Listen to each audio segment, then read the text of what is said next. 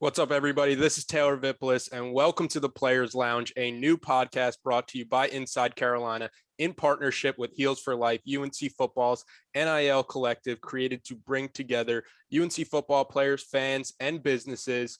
I'm hosting this with my guy and my former teammate, Shakeel Rashad, who is the executive director for Heels for Life. Today, we're joined by UNC wide receiver Antoine Green. Antoine, appreciate you getting on here. For the fans, what do you like to do in your free time when you do have it? Because we know football does take up so much time. In my free time, I got two dogs. I got a Frenchie, and then I just got a golden doodle. So I spend most of the time with them, and I'm an animal lover, so that's usually what my free time goes to. I saw that the dogs have their own Instagram pages. Yeah. Who's running those Instagrams?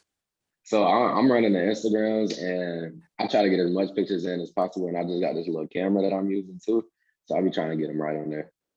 That's pretty cool. I've always wondered about the people that have like the Instagrams for their pets and everything, because I never know what to do with them. Like I've got probably 10 friends whose pets follow me on Instagram, and I don't dislike dogs or anything, but I don't need my feed full of everyone's. Yeah. So do you get offended if people don't follow your dogs back? Nah, I don't really get offended. And then it's just basically, it's just immediate family that's followed on there, and then just friends, stuff like that. And then other dogs and stuff like that, of course. Yeah, of course. They got to follow their friends on there. I love it. For sure. Awesome. Well, one of the things that I was wondering coming into this, because it's always interesting to hear from different people, like who is your favorite athlete of all time, or who are your favorite athletes of all time when you were growing up, or maybe even to this day? Who do you enjoy watching? Well, of course, I enjoy watching on the other side of football. I enjoy watching LeBron, and on the side of football, I enjoy watching Calvin Johnson. Calvin Johnson's a big time one. Yeah. Would you say do you just appreciate Calvin Johnson's game, or do you watch it trying to like pick things up and try to emulate his game when you're on the field? I think both, because he's a big body receiver, and I look at myself as a big body receiver, but I also just appreciate the way he plays the game and just the effort he puts into what goes behind it. And I always like to ask people about the tattoos they have, because I think it's a great way to kind of get to know somebody. And I noticed whenever you're playing, you're sleeved up on your left arm. Yeah. What is the significance behind some of the tattoos that you have? All right, so on my forearm right here, like I got my city, so it's Rockledge, and that's where I'm from. And then on the other side, I got Roman numerals with like an arrow, and that's my mom's birthday. And then up here, it says "No Fear, No Limits" at the bottom. And then there's a rocket with a kid sitting on the sidewalk. And that basically symbolizes like I'm from Rockledge, and I'm near the Kennedy Space Center. So as a jit growing up all the time, I would see the rocket go up, and I just run outside, whatever, like however it went down, I just run outside and just to watch it. And then on the inside, I got it's a cross with a heartbeat and then a heart, and that just symbolizes faith, hope, and love. Cool. Do you have any plans to get any more tattoos, or is that something still work in progress? Yeah, I just got I got a tiger on my leg, like right on my thigh, and I want to get a leg sleeve, but it's gonna take some time. For real. But no, I just got a tiger because I was gonna do a lion, but I was thinking about doing like a safari leg sleeve because I love animals. But I might have to switch it up on that one. I the amount of tattoos you guys have, I find so impressive. Like I look at it and I'm like, can't do it. I can't do it. And it's not, I don't know if I'm not a needle guy or what. Like I have no problem getting IVs and shots and everything, but I look at just the visual, the thought of getting a tattoo. And I'm like, couldn't be me. And I think it's also like, because, go ahead. Once you like 2 hours into a tattoo, you're ready to give up. And then it's like, you just sit up there and he'll probably go over the same spot. And it's just like a aching type of pain. Like, I don't like needles either. I really hate them, but I like tattoos. So what's the most painful one you've got? Because I got one on my shin last August, and I came real close to fainting. It was definitely my most recent one, which is on the thigh. And it's like more so on the inside because I don't know what it is, but like that inner thigh is it's a different type of pain. It sounds brutal. Yeah. I had another one I was going to ask about. the dinner and everything. You sit down with 4 people, but I kind of want to go back to the Calvin Johnson thing first, because you're saying you want to model your game after him and watch the way he plays and everything, which I think is awesome. But do you want to get to a point where you're getting flat out double teamed like you're a gunner on punt down to the goal line? Like, is that what you want to happen to you? I mean, if you ever get to that point, you're clearly doing something right. So I wouldn't mind it. I mean, I can't imagine. I remember like watching games with Calvin Johnson, and no disrespect to the guys playing now, but people are comparing them to Calvin Johnson. I'm like, no, think back to when Calvin Johnson lines up at the 12 and puts his hand out. I'm on the ball, and 2 DBs are standing across the line of scrimmage from him like it's a punt. Like that, nobody wants that. Nobody's doing that. Nobody ever wants that. And I definitely wouldn't want that, because at that point, you're not getting the ball. The ball's not coming that way. At all. And if it does, like there's those other 2 guys won't have jobs the next day. Yeah, exactly. All right. So back to the one I was about to ask. If you had the ability, anyone, alive or dead, inside of sports or outside of sports, 4 people you can sit down and have dinner with, who are those 4 people and why? I say number 1, Denzel Washington, because I don't know what it is about that dude, but it's like the way he carries himself, and I feel like the him that you see in movies, it doesn't change outside of that. So I like to have a conversation with him. And then 2, probably Deion Sanders, just because he's a real confident dude, and I want to see what it's like to just be around him and have that energy around me. Because I mean, Dre Block, he close to that too, so it's like you kind of feel that. But I feel like Deion is like, I don't know. But let me think, another dude. You said 4, right? 4, yep, 4 total. And I get it if you need to keep the circle small and you only want to do 3. Like I get that. That's okay. I got you. Let me think. Probably, I say MLK too, just to pick his brain, because he was obviously going through a hard time, or not even it was a hard, but he always somehow managed to jog through all of that and still stand up and speak for what was right. Yeah, I think hard time is justifiable for that one. Yeah, for sure. That's a good and diverse group that you're bringing to the table, and I know you have a lot of pride in where you come from, Rockledge, Florida. But if you could live anywhere in the U.S. or anywhere just in the world, where would you live? So anywhere in the world, me personally, I'll probably go to like a little island or something, like Aruba or something like that. It's a good just choice. Because I like scenery. Like I love the beach too, because obviously I'm like 15 minutes from the beach, so I got to be by some water.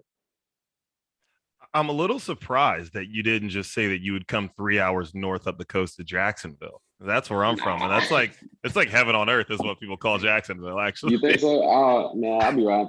I got to ride through Jacksonville every time I drive back down home, and it's like I just hit that bridge, and then I don't ever think about stopping. That's the problem. You gotta pull in and enjoy the city for a little bit. We'll get you there. Don't worry about it. I ain't never really experienced a city like that yet, so I ain't gonna knock it. I appreciate that. Yeah. So I was looking. It looked like in high school you played a lot of different sports, involved in a lot of different things, but I want to stick with football at first. Let's just take receiver off the table. Mm-hmm. So if you weren't playing receiver, what position would you play in college? And let's pretend you're on a different team. So you're not going to sit here and compete mentally with your teammates. But if you were playing a different position at a different school, what kind of stats would you put up? And what position would it be? So if I was playing the position at a different school, I'd most definitely play safety. Okay. I played safety in high school. And I feel like I was personally like that. And if I ain't play receiver, like if I wasn't on the other side of the ball where they needed me, I would have been on defense. That's the confidence we like to hear. And the stats I would put up, of course, I have a few INTs in there, but in high school, I was coming down here. I don't know if I could do it at this level, but in high school, I was definitely coming down here and I was hitting. Okay. So he's he wants to play in the box a little bit, get physical. Uh-huh. He's roaming all around the field. He's ball hawking. Yeah, that's what I like. And we also saw that you were a pretty good sprinter in high school. Mm-hmm. How much of a head start would you need to win the 100-meter dash at the Olympics? So 9.8 was the winning time.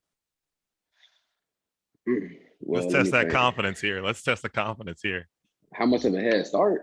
Yeah. How much of a head start? Probably like I say I need at least 15 meters. I Man.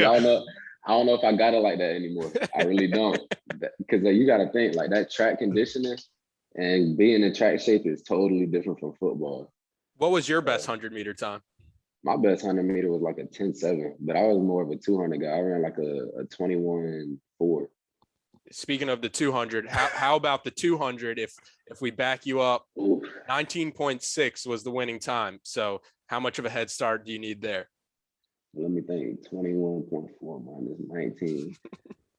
200. I'm gonna need scary. more. It definitely is scary, especially when you're coming off the curb.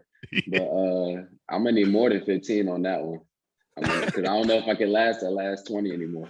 That's what I'm saying. Like the 200 really scares me because a sprint for 200 meters, like if you're not training and conditioning to do that, that last probably 30 meters could get ugly. Like, and you were a sprinter down in Florida, so I know you heard the whoop whoop what coming down the stretch.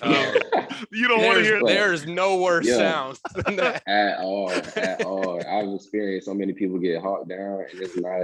You hate to be in that position. Luckily, I ain't been in that position, so I don't know what it feels like, but it's the worst feeling. I know that. So I noticed a little humble brag in there. You've never been in the position, the guy getting run down. Yeah, I ain't never been there. So you were a pretty good sprinter in high school, you're saying? Yeah, I was pretty decent. But how do you think that how'd that help you out with football coming into UNC? Or even before UNC? Yeah, so before UNC, I personally, I don't like track at all. I hated going to practice. I ain't gonna lie to you. But I knew it would benefit me in the long run with like speed, of course. And I did long jump and all of that too. So basically I just ran track to help my football speed. And now I knew it'd carry over into college as well. And it just forced me to get in shape too. Yeah, a lot of guys used to run to stay in shape and everything. I tried the 400 one time. I can't do this. This isn't for me. Yeah, see, the 400 wasn't for me either at all. And I get thrown in a 4x4 every now and then. Oh, that is the worst part of track, when you think you're done and the coach comes over and it's like, hey, we need one more for that 4x4. Because it's always that one person that's just like, nah, I can't do it. And then you got to fill in. But that'd be the worst for real. I don't miss those days. Oh, that's brutal.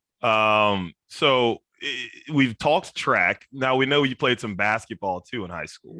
Yeah, I played a little bit. Now I want to test your confidence in this. We've done the track part. If I put $10 million cash on the line right now for you to make 7 out of 10 free throws, if you make 7 out of 10, the 10 million cash is yours. You're walking home with it today. Oh, that's easy. If you make 6 or less, though, you can never eat meat again. You're vegan for the rest of your life, or vegetarian, whichever one it is. I always mess that up. Are you still stepping up to that line? I don't think I'm gonna do it. Yeah, it was easy 30 seconds ago. It was easy 30 seconds ago, but there wasn't any consequences on the beef. I need all of that. I cannot pass on no meat, and I can't become vegan. I don't even like greens like that.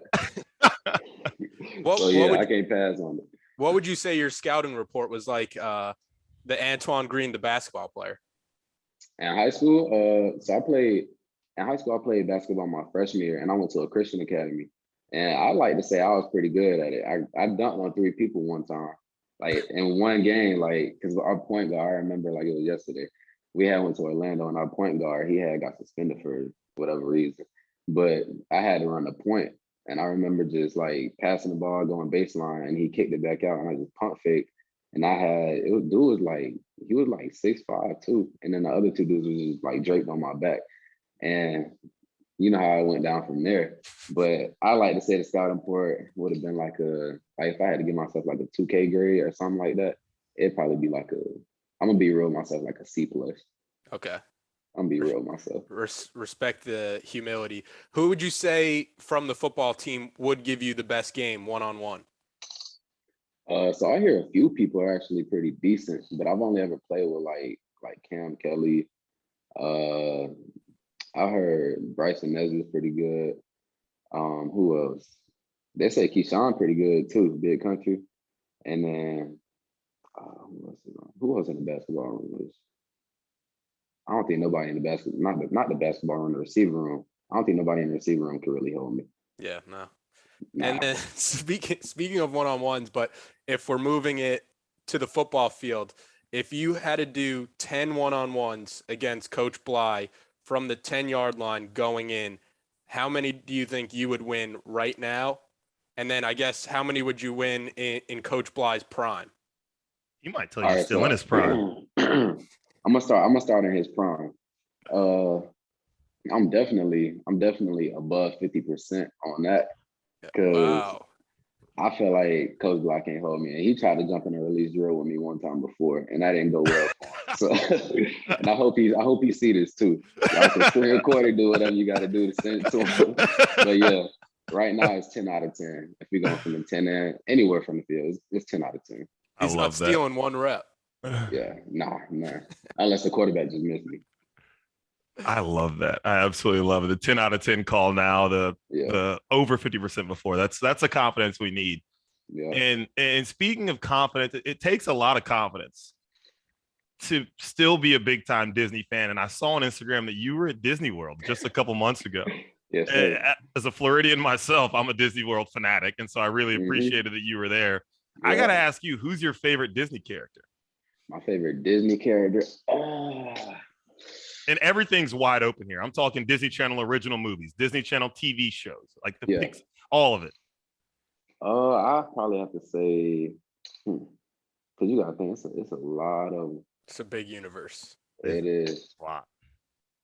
One that comes to mind is definitely like Goofy. Classic. Yeah, only because like dog was just so funny to me all the time. And I remember like the show, the show, Mickey Mouse Clubhouse, whatever it was. He would do this little dance. Nah, I ain't finna get up and do it either. But I used to do the dance all the time, just to like out with my little brothers and all that. So yeah, I say Goofy. All right, and this one may be a little tough here, but if you had to compare your game to one Disney character, who would it be? My game. Feel free to get creative here. Obviously, I don't think they're playing too much football in Disney. Dang. I don't really know. It's a tough one. Yeah, that is a tough one. Big, strong receiver. I mean, Hercules is out there for you if you want it. He is. He out there. I might have to go with Hercules. He pretty solid. I like that. That's a good choice. And speaking of the dances from the Mickey Mouse Clubhouse, you've grown a big following on TikTok. Yeah. You almost have 40,000 followers on TikTok. Don't mean to embarrass you or anything, but if I was trying to get big on TikTok, kind of like you, what kind of tips would you give us there? So it's like, I feel like the way TikTok is set up, you got to find like a niche and something that works for you. And then once you find it, like for me, of course, it's football because I'm a college athlete. So, but once you find that niche, just keep it in that range. And then, of course, I got a girlfriend, so they love seeing like couple stuff on TikTok. So I've been sort of posting a little bit of that, and then my girl been posting stuff like that too. And she just passed like 200K. So I ain't nowhere near her level. Yeah. What's the TikTok name? We gotta get you a shout out here. All right, it's just Twan Green, TOINE, and then the color green. See, I've never had a TikTok. I might need to get into it, I guess. I think I've got like before. All right, so when quarantine was like around, like right before quarantine hit, I used to not TikTok. I was like, man, I'm never gonna get on there and do no dances. And now look at me. Now I'm on there. That's what I'm saying. Doing all that. All that crazy stuff on there. But no, TikTok's pretty fun. Like I just like scrolling down, seeing new stuff. So. Yeah, and it seems like there's more going into it. That's really cool. Yeah. Well, it's more interesting than Instagram to me now. Yeah. Well, that brings us to one of my favorite portions of the podcast, the Grindhouse Supply movie portion of this podcast. Grindhouse is a local apparel company that's brought to you by Tar Heel fans, right? So when you're shopping there, you're buying from some of our own. They're based in Benson, North Carolina. They've helped make this podcast possible. So out of respect for them and what it is they're doing with movie posters, movie apparel, and combinations of the two, Antoine, I got to ask you, everyone's got that movie that they can watch on repeat and never get tired of. What's that movie for you? All right, so one of my favorite actors too, outside of Denzel Washington, is Jamie Foxx.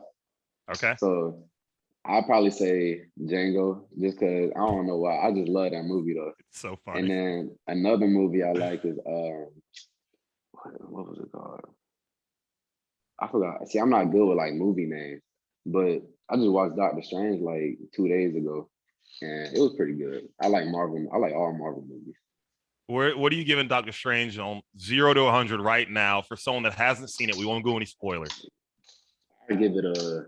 I'll probably give it like a 75, just because what's going on in the movie. It's a lot of like spiritual stuff in there that I don't really want to put myself into, but it's a lot of stuff that is right in front of people's eyes that you wouldn't even notice, honestly. Wow. Yeah. What about if you're going to the movies? What's your go-to snack if the nutritionist isn't going to hear this? If you can drink whatever you want and eat whatever you want when you go to the movies. So this is what I do before like every game. So you know how we go to the movies on that Friday night, Thursday night, whenever you got your game.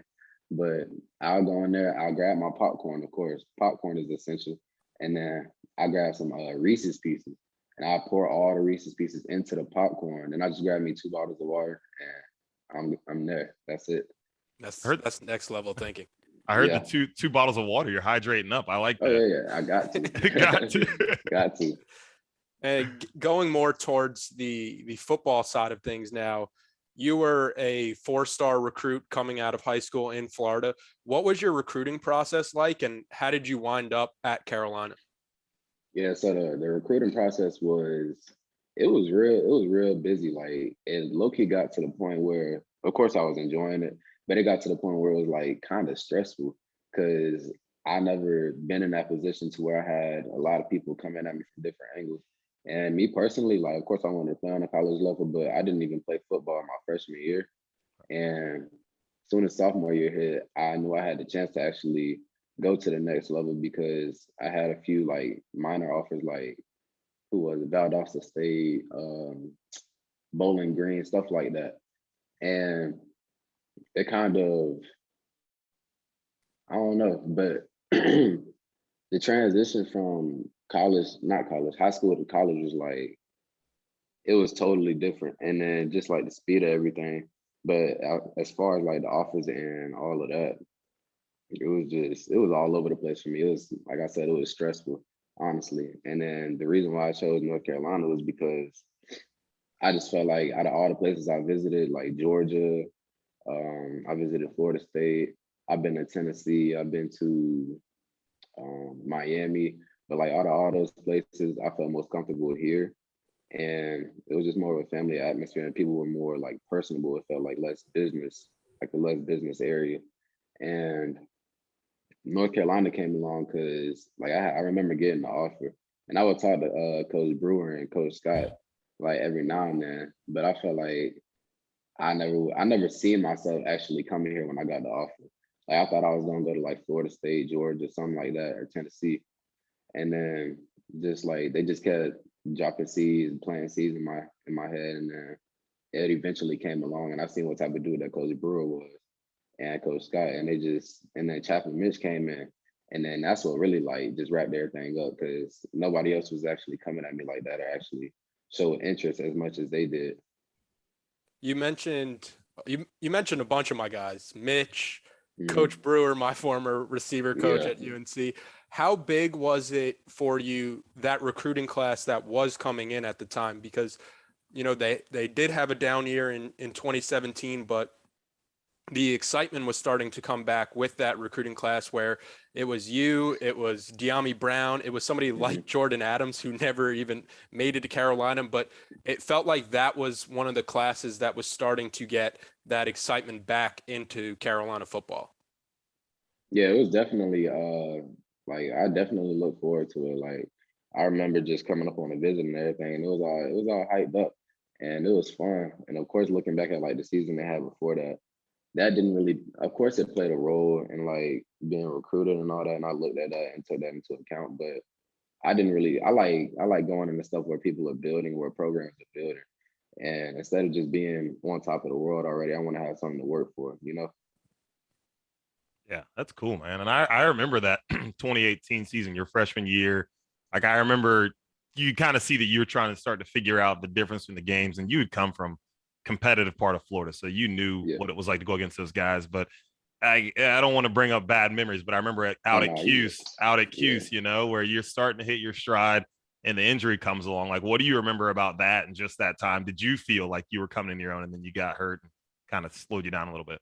Yeah, so the timeline with all that, like I remember, because I wasn't even the best practice player at that moment too, and I remember Fedora was like, "Well, shoot, I guess this guy's a game type of kid," because I drop balls in practice, I do all of that, and basically like, so it was all tough, honestly, and I didn't even think I was gonna be in that game for real. And then the night before, like one of my closest friends from my childhood, he had passed away, so my mind wasn't really there. And then I got thrown in the game, and I'm just like, I just got to lock in. So then I caught like I caught a curl, and then I caught like a go ball. And I felt like things just started rolling for me because games prior to that, I didn't do nothing. I was a freshman. Yeah. And I just felt like things started going well. And then obviously the injury happened. And I don't want to play on that field again. I'm going to keep it real, but if I got to, I will. But when it happened, it was just like, I felt the pain and I felt like everything how it happened and which way my leg was facing, all of that. But yeah, one thing I remember was Fedora and Mitch standing over me. I couldn't feel the pain in the moment. I didn't feel it until I got back to the locker room because that adrenaline. But I remember them two standing over me, and of course being carted off the field. It was a terrible feeling, especially with everything that was going on like prior to the game. Yeah. So I mean, I look back at it though, and it's like it definitely changed a lot for me because seasons following that, like the season after that, I came back, started the first 2 games, pulled my groin because my body wasn't in the best shape. And coming back from that, like I didn't take care of my body. I wasn't eating right in that off season. After I broke my leg, I was just like I was in a hole. Like I felt like I was in a hole mentally and physically.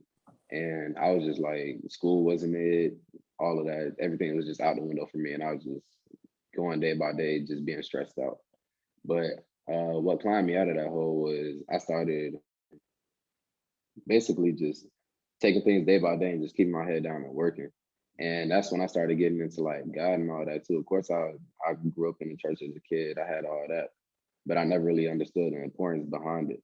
And then the 2020 season following my sophomore year, obviously I didn't play much. And then I came out to the Orange Bowl when Diami and all of them had opted out. And then didn't play the best there either. So I was just like, dang. And then I felt like that off season was just a season of rebuilding basically and just getting my mental back right and just putting me back in a healthy space. So that off season from the 2020 season up until last season, that's what really helped me out the most. Yeah. And did you get to, because I'm trying to think when it would have been, because it felt like it's been kind of choppy with injuries, like you're saying, mixed in. Yeah. Did you have a welcome to college football moment? Like a moment where you're like, oh boy, I'm here.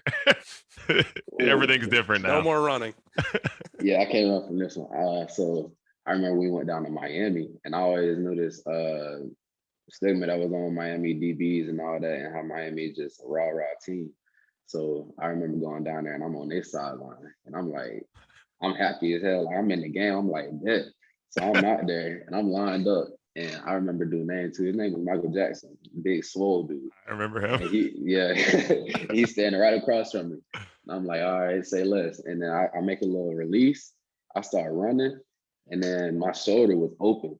So he just took his left hand and then rushed me like all the way on their sideline. I'm looking up, I'm like, wow. And I got like Miami dudes over me. That's rough. I'm like, bro, I can never let that happen again. Then I came back, I think it was like the next play.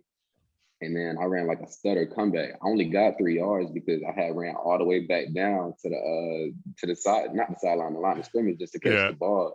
But I feel like I ran a decent route, so I feel like I got mine back. There isn't a worse sideline to get caught up on ever in college football. That's the worst one. You got a barrel roll out of there. Just get out. That's what I'm saying. I got out as fast as I could, man. I ain't had no other choice. I couldn't do nothing. I couldn't argue with him. Yeah. I got embarrassed. I couldn't argue. I had nothing to say. Yeah. I got up and went right back on the field. I want to go back to after you got hurt, because I think that's something that fans don't really see the rehab process. They just see player gets hurt, player comes back, player starts doing well again. And I remember when I tore my ACL my senior year, just like how isolating that was, being away from the team and trying to attack the rehab process every day with like a positive mindset. How hard was the rehab process for you and coming back from that mentally? It was definitely pretty tough because I lost a lot of mobility in my ankle and all of that. So it was like I go in, of course, every day, do as much as I could, but just being away from the team and all that too is like it was pretty tough. And then already like I'm an extrovert, but I'm an introvert at the same time. I don't like doing much and I don't really say much to people. Like, and it's not that I don't like people or nothing like that. I just don't really speak much. And being pushed away and then being like not really pushed away, but being injured put me in this place to where I can do everything that I was doing, like just conversation and all that, and just being around the team. But it was definitely tough. And I remember one moment where it really didn't hit me until I took off the hard cast. So I remember going to the doctor's office and Lou was there and they were cutting off the hard cast. And that's when I actually like seen the damage that was done and how skinny my leg was. And I just remember like riding back home and that's really what changed my perspective on a lot too and what kind of shot my confidence a little bit because I knew it was going to be hard to come back from that because I never had suffered an injury like that before. Like I sprained my ankle before. That ain't really nothing. But having that type of injury and then getting surgery on top of that, it wasn't easy to come back from. But I think it was the hardest part was the mental aspect of it. And then even to this day, like I don't think about it when I'm on the field, but I can still feel the play in my leg. It's just little stuff that's always gonna be there. And then the mobility is still not the same. Like it's never gonna be the same. But it's just little stuff like that that's kind of sticks with me, but I don't really pay too much attention to it no more. What's that process like? Like that's a thing that you've talked about a little bit here, and I realize a lot of people have never gotten to hear about.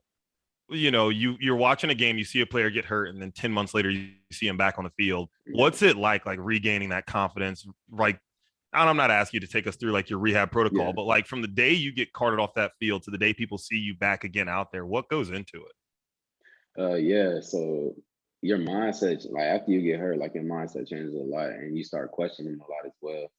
And of course, from the outside looking in, people will think that you'll come back like 100%. Once you're healthy, but you'll never know until that actually happens to you. So basically what went into it for me was a lot of rehab, that's a given, but a lot of mental work as well. Like I remember just having conversations with Mitch, just going to his office and all of that. And he would tell me he'll give me like words of affirmation just about the type of player I was before I got hurt and the type of player that I still am. And that definitely carried me a long way. And I'd say like basically just just having people in my ear and having people in my corner, like my mom and just friends like my roommates at the time as well. And I remember because it was Trey, Chris, and Gavin. That's who I had as my roommates at the time. And when I got injured, they would run downstairs, just help me out. And like anytime I wanted to Uber eat something, they was down there just grabbing it for me and little stuff like that. But it was like a lot of mental preparation and just I don't know, it was a lot that went into it. Yeah, it's like the parts that are always crazy is like here you are one day you're competing at this crazy high level against some of the best in the world at what you do. And then 48 hours later, you know, you're in surgery, and then a day or two after that, you're learning to use the muscle again. And you're supposed to think, how do I get back to the stage where I'm playing out there on Saturdays at this really high level when right now, you know, I need 3 people to help me go take a shower. And so it's a weird process you have to go through. And then the whole mental side of it's totally different. Like you have to learn to trust that leg again. And I think sometimes the soft tissue stuff is the scariest because when you're just running and you just randomly pull a hamstring, the next time you're out there running, you're like, I don't know if it's going to go again. Like this could happen. This could happen whenever. Yeah, I done pulled my hamstring before too. It ain't no good feeling at all. You get back out there and you're trying to ease up on everything. But like even with my leg, I remember even now I catch myself standing straight up, but I'll put more pressure on my left leg because that's the leg I didn't hurt. So I try to adjust to that and put more pressure on my right leg because that's how I used to be. But now it's just like just riding around on the scooter for so long, it kind of changes stuff. And then you get used to like you just get hit to the movement that you was doing. Yeah. And I remember it was multiple times where like that scooter wasn't even really it for me. So check this out. I remember coming out the elevator. I forgot who was, I think it was Chris behind me. But I'm coming out the elevator and I'm just rolling. And the elevator started closing and it caught like the handlebar on the scooter and I'm just falling forward. And I caught myself with my hands and Buddy had my legs. And I'm just like, come on, man. I was like, after that, I'm going straight home. Give me some crutches. Give me my crutches. Exactly. I'm gonna just go cooler for a little bit. Y'all can give me crutches. And I remember I was riding down, so y'all know the hill that goes to like Rams 3 when you riding from the stadium. Yep. So I was riding down that hill and I had on, of course I was wearing one shoe. And so I had on the Yeezy and it still made me mad to this day. But I was riding down and my brakes wasn't working. So I'm like, wow. And here I am just dragging my foot down the whole road. I'm like, bro, come on. So the soles of the shoe is just totally different. I'm like, all right, I'm gonna just get rid of these shoes. But that joint was scary too, because I'm thinking I'm gonna fall again. But That's rough. It's a lot of, through that process, it was definitely, I felt like I lost a lot, but at the same time, I gained a lot because it definitely opened my eyes to a lot of things and helped me build character.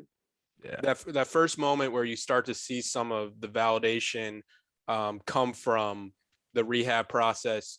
You score your first touchdown in 2019 at Virginia Tech when you do get back on the field. What was that moment kind of like for you? It was definitely a great moment. And I just remember like hearing from my family and my mom and all that, them telling me how proud of me they are. And it was just like, it was surreal, honestly, because obviously I hadn't scored yet. And scoring in Virginia Tech, like that's a big stadium too. So I'm just looking up and I remember the ball floating in the air and I'm just like, bro, I'm in the middle of the field. I'm like, nah, drop this. And then I caught and started running. But it was definitely a good moment. And it'll stay with me forever, honestly.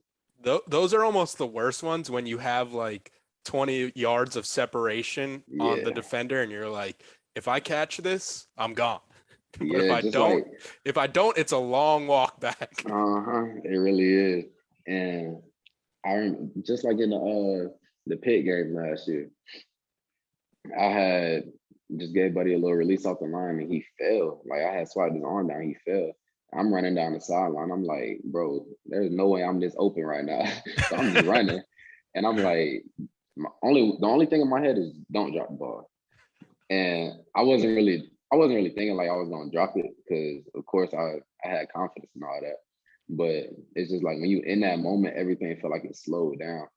And it was just, I mean, that was a good game for me. But of course I wish we would have won. I guess from there, what I would ask Antoine is like, looking back at last season, we talked about some of the games, but like top 10 heading into the season, everyone's excited, and then end up not landing there, right? Not finishing how you thought you would. Like, what do you think, if you could point to a couple things, like we're kind of the disconnect, I guess, last year, and then how do you learn from that going into next season to make sure it doesn't happen again?